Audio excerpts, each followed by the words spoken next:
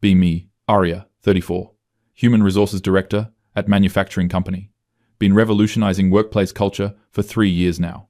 Finally implementing the changes this backwards industry desperately needs.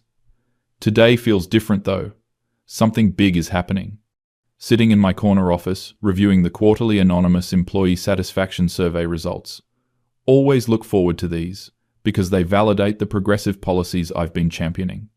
Open the PDF file expecting the usual mix of responses.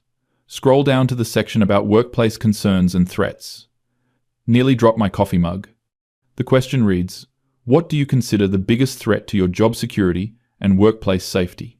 Expected answers about machinery, accidents, chemical exposure, maybe layoffs. Instead staring at a pie chart that makes no sense. 99% of male respondents selected Human Resources Department policies and enforcement. 1% selected physical workplace hazards. This has to be wrong. Reread the question 3 times. Check the methodology notes. Sample size: 847 male employees across all departments. Response rate: 94%. Margin of error: less than 1%. My hands are literally shaking. This is impossible. I've spent years creating inclusive spaces, addressing systemic inequalities, protecting vulnerable workers. How could they see my department as threatening? Clearly, there's been some kind of error in data collection. Immediately call Maverick from IT. He helped design the survey platform. Maverick, I need you to double-check the survey results. There's obviously been a mistake. What kind of mistake, Arya? The male employees apparently think human resources is a bigger threat than actual safety hazards. That's clearly wrong. Long pause on the line. I ran diagnostics twice. Everything's working correctly. Well, run them again. This data is impossible. Spend the rest of the morning poring over the detailed comments section, reading response after response, expressing frustration with arbitrary enforcement and unclear guidelines. One comment reads, walking on eggshells every day, never know what innocent remark will get flagged. Another says, feel like I'm being watched constantly, afraid to have normal conversations. This is clearly a coordinated effort, probably organized by some disgruntled employees who resist progressive change, need to address this head-on before it spreads. Decide to schedule individual meetings with department heads. Start with Jake from operations, been here 8 years, generally reasonable guy. Call him into my office around 2 p.m. Jake, thanks for coming in. I wanted to discuss the recent survey results. Oh, the one about workplace threats? Yeah, figured you'd want to talk about that. His tone already sounds defensive. There seems to be some confusion about human resources' role in workplace safety. No confusion on my end, Arya. Your policies are absolutely the biggest threat to my job. Taken aback by his directness. That's a very serious accusation, Jake. Can you explain what you mean? Where do I even start? Last month you wrote up 3 of my guys for telling jokes during break time. Those weren't jokes. They were inappropriate comments that created a hostile environment. They were talking about a TV show. Kevin mentioned he thought the actress was attractive. Comments about women's appearances contribute to objectification culture. Jake's face is getting red. Arya, these are grown men having normal conversations. You're creating an environment where nobody can relax. I'm creating an environment where everyone feels safe and respected. Safe from what? Kevin's been here 12 years. Never had a single complaint until you decided his opinion about a TV actress was dangerous. This conversation is going nowhere.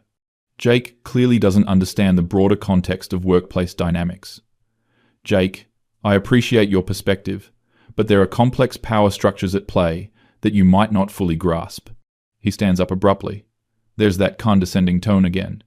You want to know why we all voted human resources as the biggest threat? Because you talk to us like we're children or potential criminals. I speak to everyone with respect and professionalism. No, you speak to women like colleagues and men like suspects. That's completely unfair. Jake, that's not true. I apply policies consistently across all demographics. Really? Because last week Sarah from accounting made the exact same comment about that actor in the superhero movie, and somehow that wasn't objectification. Different situations require different responses. Context matters, Jake. Historical power dynamics between men and women create different implications for similar statements. He's shaking his head. Listen to yourself, Arya. You're saying the same words mean different things depending on who says them. That's not equality. He clearly doesn't understand intersectional analysis. This is exactly why these policies are necessary. Jake, I think this conversation demonstrates why continued education about workplace inclusivity is so important. Education? You mean those mandatory seminars where you lecture us about unconscious bias for 3 hours? Those sessions provide valuable insights into... They're humiliating. You had us do role-playing exercises where we had to practice not being offensive, like we're toddlers learning not to hit. Those exercises are evidence-based training methods. Professional development sometimes involves uncomfortable growth. Jake, uncomfortable? Try demoralizing. You want to know what my takeaway was from that session? Waiting for his response. That you fundamentally don't trust any of us. That you assume we're all one comment away from harassment. That's not the message those trainings are designed to convey. The goal is prevention and awareness, not assumption of guilt. Then why does every example in your presentations feature men as perpetrators and women as victims? Because those reflect real-world statistical patterns. I use realistic scenarios based on documented workplace incidents. Every single one? In 3 hours of training, you couldn't think of one example where a woman might cross a line? This is becoming unproductive.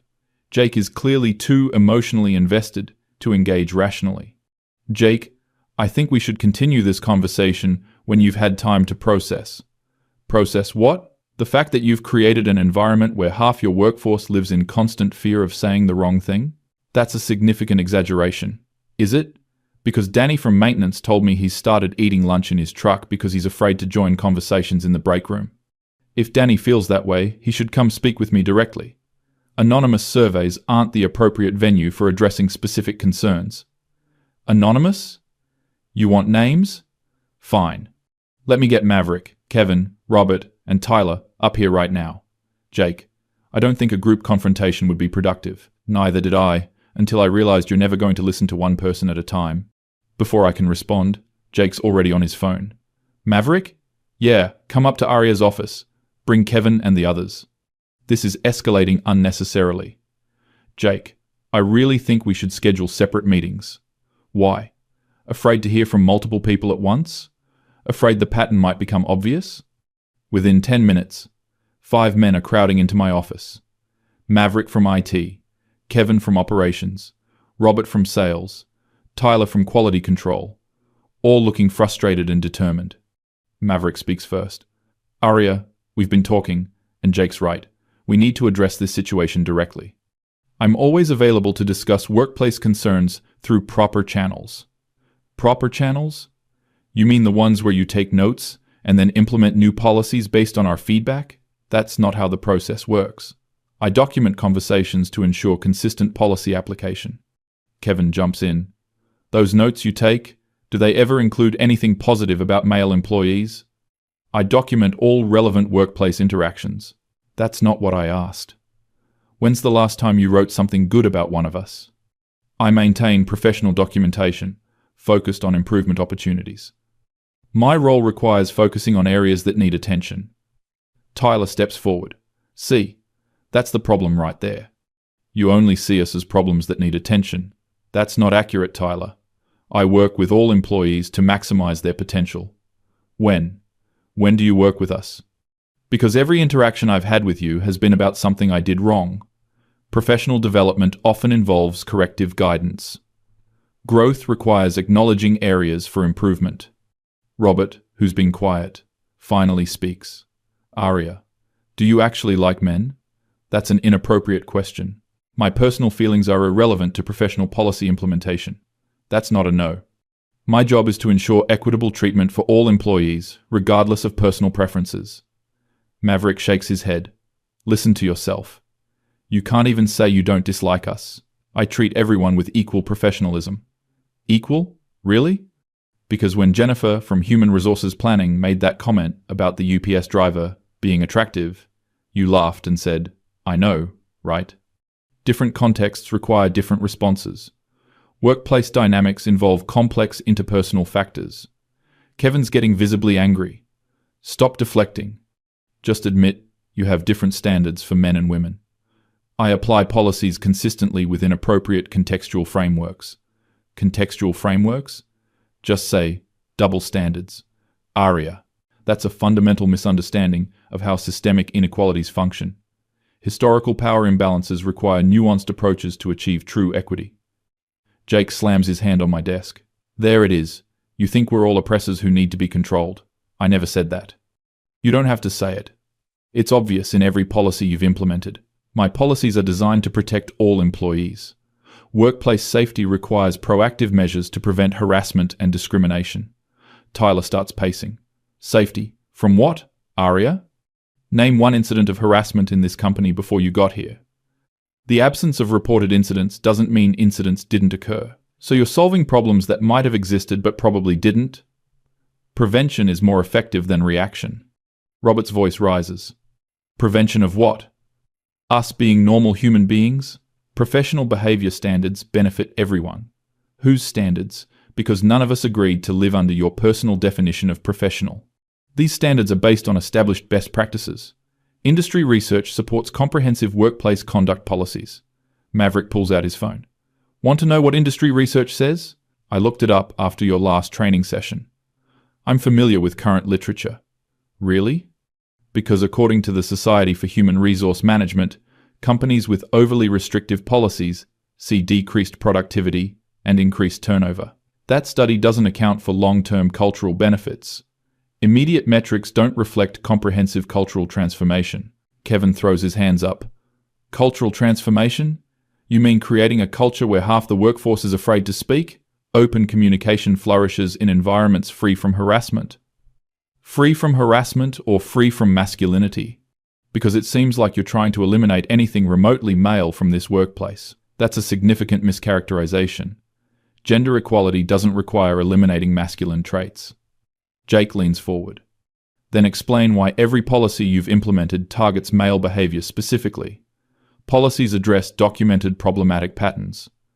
Documented where? By who? You. By research institutions and workplace advocacy organizations. Multiple credible sources inform policy development. Tyler sits heavily in a chair. Aria, do you realize that you've never once admitted you might be wrong about anything? I'm always open to constructive feedback. No, you're not. Every time we explain how your policies affect us, you explain why we're wrong to feel that way. Feelings aren't the basis for professional policy decisions. Emotional responses must be balanced against objective workplace needs. Robert stares at me. Do you hear yourself? You just dismissed our feelings as irrelevant, while demanding we consider everyone else's feelings constantly. Different situations require different approaches.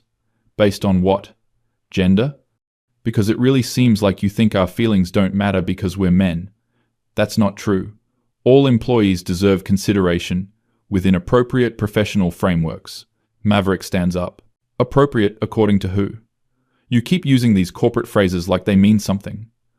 I use precise language to ensure clear communication. Clear? Nothing you say is clear. It's all buzzwords designed to avoid admitting you just don't like us. Professional discourse requires specific terminology. Effective workplace communication utilizes established professional vocabulary. The room goes quiet. All 5 men are staring at me. Jake speaks slowly. Aria, we've been trying to tell you for an hour that your policies are destroying morale, and your response is to lecture us about vocabulary.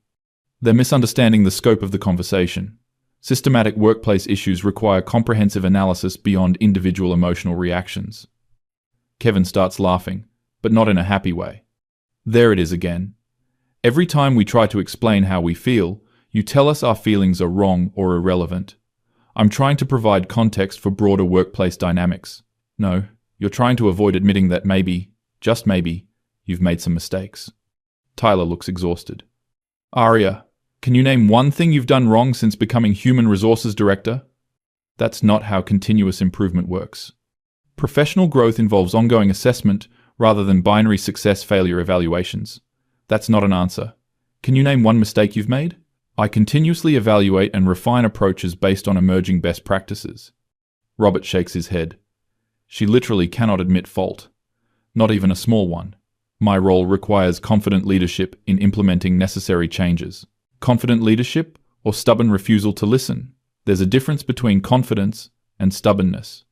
Effective leadership sometimes requires maintaining position despite opposition. Maverick looks around at the others. Guys, this is pointless. She's never going to change. Change isn't always necessary when approaches are evidence-based. Evidence-based? What evidence? The survey that shows 99% of us consider you a threat? That survey reflects resistance to necessary progress. Initial resistance to progressive policies is well documented in change management literature. Jake stands up. And there it is. When presented with overwhelming evidence that your approach isn't working, you dismiss it as resistance to progress. Transformational change often encounters initial pushback. Initial. Arya, you've been here 3 years. This isn't initial. Anything. They're clearly not ready for productive dialogue. Perhaps we should schedule follow-up meetings when everyone has had time to reflect. Kevin laughs harshly. Reflect? You want us to reflect on why we're wrong to dislike policies that make us miserable? Self-examination can provide valuable insights. Into what? How to better accept being treated like potential criminals? This conversation is going in circles. They're too emotionally invested to engage rationally with systemic issues. I think we should table this discussion for now. Tyler stands up. Of course you do. Anytime we try to explain our perspective, you shut it down. I'm not shutting anything down. I'm suggesting a more structured approach. Structured how? More forms to fill out? More training sessions where you lecture us about our unconscious bias? Robert heads toward the door. Come on, guys, she's never going to listen. I listen to all employee concerns. No, you hear the words, but you don't listen. There's a difference. I listen carefully to all workplace feedback. Listening means considering that you might be wrong. Arya, you've never once considered that possibility. As they file out, Maverick turns back. You know what the saddest part is? We used to like working here. The workplace is more equitable now than it's ever been. For who? Because it's definitely not better for us. Equity benefits everyone in the long term. After they leave, I sit alone in my office, reviewing the conversation. Clearly, there's significant resistance to progressive change. This is exactly why strong leadership is necessary during cultural transitions. Transformation is never easy, but it's essential for creating truly inclusive workplaces. Spend the evening researching change management strategies. Find several articles about overcoming resistance to diversity initiatives. One study shows that employee pushback often intensifies before acceptance occurs. This must be the intensification phase. Tomorrow, I'll implement additional training sessions. Maybe bring in an external consultant to help explain these concepts from a different perspective. Clearly, my internal efforts aren't translating effectively. Draft an email to the executive team recommending enhanced diversity and inclusion programming. Include data about the correlation between initial resistance and long-term cultural success. Emphasize the importance of staying committed to progressive policies despite temporary opposition. Review the survey results one more time. 99% of male employees considering human resources a threat clearly indicates deep-seated bias against progressive change. This level of coordinated resistance suggests systematic problems with male workplace socialization. We need to address these underlying issues through comprehensive intervention. Start planning a mandatory all-hands meeting about unconscious bias and resistance to change. Invite a speaker who specializes in helping men understand their role in workplace equity. Schedule additional one-on-one coaching sessions for department heads. The fact that they're so threatened by basic equality measures proves how necessary this work is. Their emotional reactions demonstrate exactly the kind of defensive behavior that perpetuates systemic inequality. If anything, today's conversation confirms that current policies aren't strong enough. Make a note to research more robust accountability measures. Maybe implement peer feedback systems where employees report problematic behavior. Consider mandatory mentorship programs pairing male employees with female colleagues. Check my calendar for tomorrow. 3 meetings with female employees who've expressed appreciation for the inclusive environment. Their positive feedback confirms that these policies are working for the people who need protection most. The survey results are clearly an anomaly, possibly the result of organized resistance from employees uncomfortable with progress. Real change takes time, and temporary opposition is expected. To end the day feeling confident about the path forward. Sometimes, leadership means staying the course, despite criticism. These men will eventually understand that these changes benefit everyone. They just need more time and education to overcome their unconscious biases. Tomorrow will bring new opportunities to advance workplace equity. Their resistance only proves how much this work is needed.